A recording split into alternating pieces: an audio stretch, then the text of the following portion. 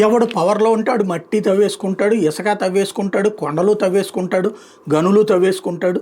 కాకపోతే ఎదుటి పార్టీ వాళ్ళకి సంబంధించినవి చెప్తుంటారు. అంటే వైఎస్ఆర్ కాంగ్రెస్ పార్టీ ఉందంటే అవును వాళ్ళు తవ్వుతున్నారు దుర్మార్గం అని చెప్తారు. తాము అధికారంలోకి వస్తే తవ్వడంలో తప్పు లేదన్నటువంటి విధంగాను కవరింగు పత్రికలు కూడా అలాగే ఇస్తుంటాయి. ఇప్పుడు పత్రికలు అటొక వైపు ఇటొక వైపు ఉన్నాయి కాబట్టి ఇప్పుడు వైఎస్ఆర్ కాంగ్రెస్ పార్టీకి సంబంధించిన వాళ్ళు రాసుకొచ్చిన సాక్షిలో ఏదైతే కుందు వెంట కంకర కింకర్లు అంటూ రాష్ట్రంలో కూటమి ప్రభుత్వం అధికారంలోకి వచ్చాక టీడీపీ నేతలు అక్రమార్గ అడ్డొదుపు లేకుండా పోతుంది. అక్రమార్గంలో డబ్బు సంపాదన జయంగా పెట్టుకున్న నంద్యాల జిల్లా కోవెలకుంట్ల పట్టణ శివారులో ప్రవహిస్తున్న కుందు నదికి ఏర్పాటు చేసిన కరకట్టను సైతం వదలకుండా కొల్లగొడుతున్నారు. గత వైఎస్ఆర్సీ ప్రభుత్వం కుందు నది విస్తరణ పనుల్లో భాగంగా నదిలో పూడికితీత పనులు చేపట్టి మట్టిని నది ఒడ్డును కరకట్టగా ఏర్పాటు చేసింది. వర్షాకాలంలో నదికి వరద అధికంగా చేరిన నదీ తీర గ్రామాలు పొలాలను వరద ముంచెత్తకుండా అడ్డుకట్ట వేసింది. నంద్యాల వైఎస్ఆర్ జిల్లాలో కుందు నది విస్తరణ పనులు జరిగినాయి. కూటమి ప్రభుత్వం అధికారంలోకి రాగానే టీడీపీ నాయకులు కరకట్టను సైతం వదలకుండా తవ్వకాలు జరుపుతున్నారు.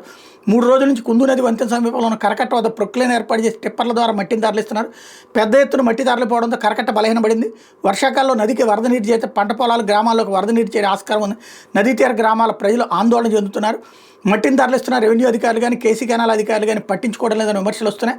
కోయిలకుంట్ల మండలంలోని భీమునిపాడు సమీపంలో కుందు నది ఒడ్డున ఉన్న ఇసుక తవ్వకాలు యథేచ్ఛగా జరుగుతున్నాయి. 2 రోజుల నుంచి నదీ తీరంలో ప్రొక్కలను ఏర్పాటు చేసి ట్రాక్టర్లలో తువ్వను తరలిస్తున్నారు. ఒక్కో ట్రిప్ని 500 నుంచి 600 చొప్పున అమ్ముతున్నట్టు తెలుస్తోంది. గత వైఎస్ఆర్సీ ప్రభుత్వంలో ఇళ్ల నిర్మాణాలు సైతం ఒక్కో లబ్ధిదారునికి ఉచితంగా ఇచ్చారు అన్నటువంటిది రాసుకొచ్చారు.